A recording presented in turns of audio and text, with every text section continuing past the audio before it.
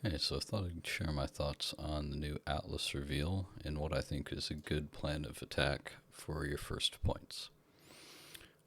So this is the new skill tree for Atlas of Worlds. Just a few general observations.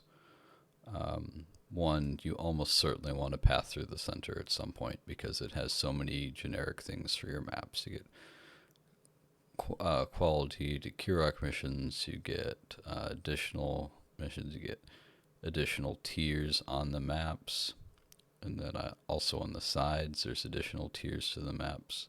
These strike me as just really valuable nodes, especially early on when you're trying to grow your map pool. So much of the stuff is really good, but it seems to me that maybe the best theory will be to stay in the maps as much as possible. So by in the maps, I mean not in temples, not in heist, not in somewhere else, because anytime you've left the maps, all of this great stuff that you've gathered is no longer helping you. So with that in mind, I've taken nodes that allow me to stay in the maps and get value.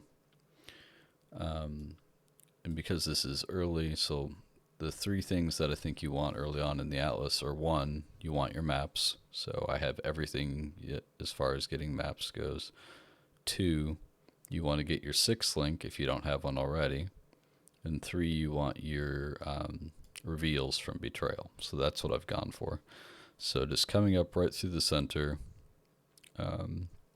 Well, first I go off here, and we're going to get these June missions for Betrayal.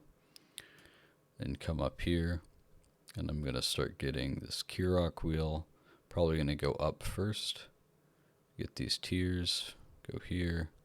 Come down. Get the two map circles here. Come down. Get the other Betrayal nodes to give you a chance of those reveals. And as soon as you get all the reveals you need, I don't think I will be farming that area, so I would respec that into something else. But first, you want your reveals. Then come up. I think these three central nodes are good. I mean, it's not like they're a big deal or anything, but I think they're more than just being a path node. Getting 1% quantity and rarity on everything is nice. So since we're staying in maps, the two things that I targeted because they fit very well with this tree, because we go by all of Essence, which is something that I'd want anyway on Soul Self-Found. So I took all the Essence nodes here, here, some more here, and then some more here. And then I actually took all the Strongbox nodes. Well, I didn't take all of them. I took most of the Strongbox nodes. And the reason for that is it's going to help us get our sixth link. So for starters, we get the additional one, but then here we have Strongboxes in areas are corrupted and they're at least rare. And then 2% to open again, again. 6% to be Operative Strongbox, which contains Scarabs, which are obviously great. And then for some more points, I could see still continuing the Strongbox path and going up here.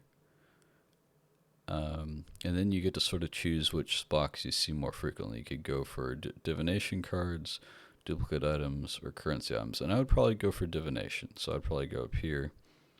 30% increase Diviner Strongbox, 30%, 30% there. You're going to be getting just a lot of stuff out of that. It's hard to say, exactly what you would be targeting, but it seems hard to imagine that you wouldn't be getting a ton of value out of seeing a bunch of Diviner strong boxes, so I would potentially go there next. Other things that you might want to grab, let me see where Harbinger is again. So you can go right here and start getting a Harbinger. I kind of think they're overrated in Soul Self-Found, at least at the beginning. I also have sort of a personal bias against it because my computer sometimes likes to crash when I run into Harbingers, but even besides that, I think they're somewhat overrated, but there is one right on the path if you want to take it, and that's the sort of content you enjoy. Yeah, that's sort of my general theory. Besides that, as we get deeper into the Atlas, I think we're almost certainly want to go for this Conqueror wheel. This is kind of like the step 3 on maps. So this is like step 1 and 2, and then 3, now we're starting to get some good stuff in terms of higher level maps, and then also this Maven spike. Well, this isn't Maven, this is Elder stuff, but it seems to me that this is a bit better than the synthesis stuff. By the way, yeah, you could disagree. Obviously, if you get something with some great synthesis implicits that you can craft around, that can be pretty great. But generically, I would think that you would want to go for the Conquerors. Beyond that, I could see potentially two things that would be attractive to me. For EXP, you would, well, for EXP, probably Harbinger is the best. Actually, I was going to say something else, but getting all the Harbinger nodes would make a lot of sense, and then maybe even the Abyss ones as well. I think it could be really fun. I mean, there's a lot of things that would be really fun, but I think it would be fun to take all the Einhar nodes and just go beast hunting every map. All of the powerful Einhar nodes are back from the original Atlas. Let me just pull those up. So you have, the one that turns him into a really strong character himself and keeps him around. Replaces all the yellows with bigs. There's that. There, and then there's this was interesting to me. I don't know enough about Bestiary to say exactly what you can target farm here, but it's clear that this is built to start targeting farming specific crafts. So it's like, which area do you want the beast to show up from? I would need to look more into that to know what I'm farming, but I think it's cool that you can do it.